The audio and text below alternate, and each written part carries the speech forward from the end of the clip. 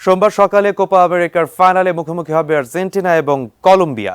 মায়ামির hard rock স্টেডিয়ামে অনুষ্ঠিত হতে যাওয়া রোমাঞ্চকর ওই ম্যাচে মাঠে রেফারির দায়িত্ব পালন করবেন ৩ ব্রাজিলিয়ান।